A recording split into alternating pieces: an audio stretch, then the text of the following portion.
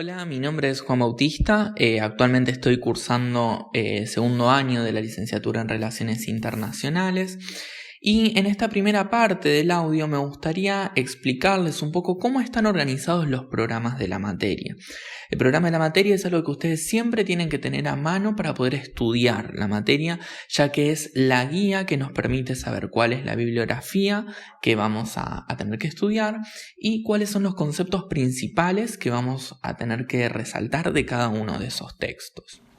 Entonces, primero les quiero recordar que los programas lo pueden encontrar dentro de la página de la facultad y que es importante que siempre busquen el programa más actualizado, pero siempre deben asegurarse de que sea el más reciente. Entonces, cuando tomamos un programa, lo primero que vamos a encontrar es la información de la materia en general. Vamos a encontrar el nombre, la cantidad de horas que tiene dedicadas, los profesores y cuál es el cargo de cada uno. Esto es importante si al momento de ir a horarios de consulta. Seguidamente vamos a encontrar una fundamentación de por qué se dicta esta materia en nuestra carrera, qué es lo que se persigue, que nosotros aprendamos durante esta materia. Vamos a tener también los objetivos generales y particulares, es decir, qué es lo que los profesores buscan al dictar y al examinar esta materia. Y luego vamos a encontrar una de las partes más importantes, que son las unidades, ¿sí? Cada unidad tiene un título que nos genera una primera aproximación a la unidad y al contenido de la misma. Seguidamente vamos a encontrar los conceptos principales y los contenidos que tiene esta unidad y que es muy importante que nosotros los leamos y los entendamos porque son los contenidos, los conceptos principales que debemos rastrear en las ideas de los autores de los textos de dicha unidad. Es un buen ejercicio cuando nos acercamos, ¿no es cierto?, a un parcial o a un final, tomar el programa, tomar esta parte de los contenidos de las unidades que se van a evaluar y tratar de explicarlos y ver si entendimos qué es lo que nos están pidiendo los profesores que sepamos de esa unidad.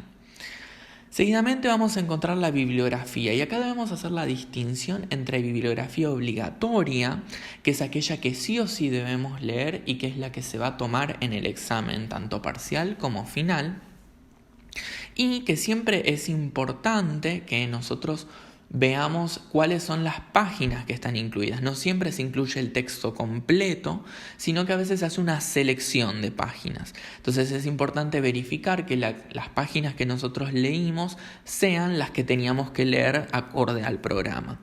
Les recuerdo que pueden encontrar los textos en la página textosdigitales1.com.ar. La segunda clasificación es los textos complementarios, sobre los cuales voy a hablar más tarde. También es importante que reconozcamos dentro de la bibliografía que hay autores o textos que se llaman fuente, que son aquellos que nos brindan las ideas principales sobre las cuales estamos trabajando en la materia, y los autores o los textos comentaristas, que son los que retoman las ideas o ciertos conceptos puntuales de estos autores fuentes y los desarrollan o los explican de mejor manera. Siempre los autores comentaristas son posteriores a los autores fuente. Luego, al final de todas las unidades, vamos a encontrar la bibliografía complementaria general. Esta, en conjunto con la bibliografía complementaria de cada una de las unidades, nos va a servir tanto para evacuar dudas o profundizar sobre ciertos temas que a nosotros nos interese, como para poder armar el tema final, con el cual vamos a rendir si la cátedra lo permite. Y a lo último de todos encontramos el régimen de cursado y evaluación. Acá vamos a encontrar las condiciones para obtener la regularidad, la promoción, si es que la cátedra lo ofrece, lo permite, y cómo será el examen final y de cierta manera qué es lo que se espera en ese examen final del alumno para ser aprobado. Entonces, vuelvo a recordarles la importancia de estudiar las materias en conjunto con el programa. El mismo nos indica nuevamente la bibliografía que debemos saber y cuáles son los contenidos puntuales en los cuales nos debemos centrar. En la segunda parte de este audio, la idea es dar ciertas recomendaciones de estudio.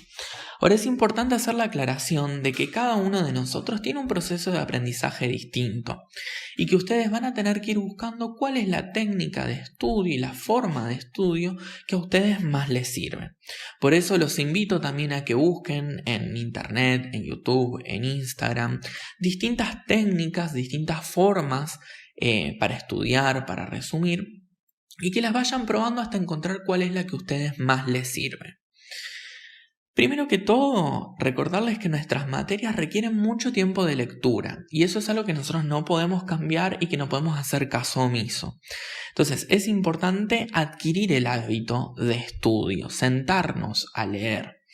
Y es importante leer toda la bibliografía obligatoria, por lo menos, para poder comprender completamente las unidades, para poder comprender completamente la materia. Y que muchas veces no es suficiente hacer una única lectura, ¿sí? En general se recomienda como mínimo hacer 2 lecturas. Una primera, en la cual tengamos una visión general del texto, y una segunda lectura en la cual nos detengamos en las partes más importantes, en estos conceptos centrales que nos marcan el programa, para poder entenderlos, para poder analizarlos en mayor profundidad. Segundo, antes que eso me gustaría también recomendarles que busquen aplicaciones que vienen para los celulares de cronómetros que les permiten poner tiempo, marcar dos tiempos sería. Por ejemplo, podría ser un ciclo primero de 25 minutos en los cuales ustedes se concentren pura y exclusivamente en leer o en estudiar algo y luego 5 minutos de descanso. Y ese ciclo, comprendido por un tiempo de trabajo y un tiempo de descanso, lo repitan varias veces durante el día. Esto fue por lo menos algo que a mí me sirvió mucho, sobre todo al principio, para poder adquirir el hábito de sentarse a leer. Segundo es que se guíen por las clases y bueno, en este caso particular, digamos, de coyuntura que todos conocemos, guiarnos por el material que los profesores nos vayan dando, o por ejemplo si tenemos algún conocido, algún compañero que está más avanzado en la carrera que nos pueda prestar sus apuntes, ¿sí? En los conceptos y las cuestiones importantes en las cuales debemos centrarnos, porque los textos que nosotros leemos son textos complejos que tienen muchas ideas y muchas veces varias de esas ideas no son importantes o no son lo que los profesores quieren que nosotros nos centremos para poder rendir el final. Entonces, saber en qué cuestiones nosotros debemos concentrarnos y debemos gastar energías en saber y cuáles son ideas más secundarias que debemos leer pero que no es importante que recordemos al 100%. Tercero, que estos conceptos centrales, estos conceptos importantes, los marquemos y los sepamos tal cual los autores los expresan, ¿sí? Que no es posible parafrasearlos, no se pueden decir de otra manera, sino que hay que saber esos conceptos puntuales en la misma manera en que aparecen en los textos.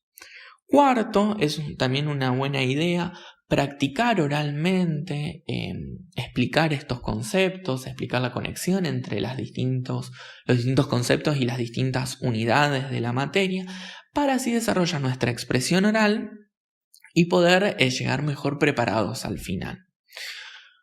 Quinto, está bueno también pensar en ciertas posibles preguntas que puedan aparecer en los exámenes, tanto parciales como finales, y repasar nuestros apuntes de clase y ver cuándo los profesores nos han avisado o nos han comentado cuáles son las posibles preguntas de los exámenes, ¿sí? Esto lo que nos va a dar es la posibilidad de decir, bueno, de ensayar una respuesta ante esa pregunta, y si vemos que quizás no lo sabemos tanto, buscar más información y reforzar esos puntos, digamos, débiles.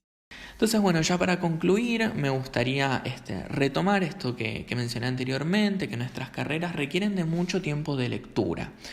Y dadas, bueno, la situación de que nos vamos a estar cursando, es importante de hacernos el hábito todos los días de leer y de estudiar y de seguir avanzando con la lectura para que cuando retomemos el cursado no nos encontremos y con una gran cantidad de material a estudiar.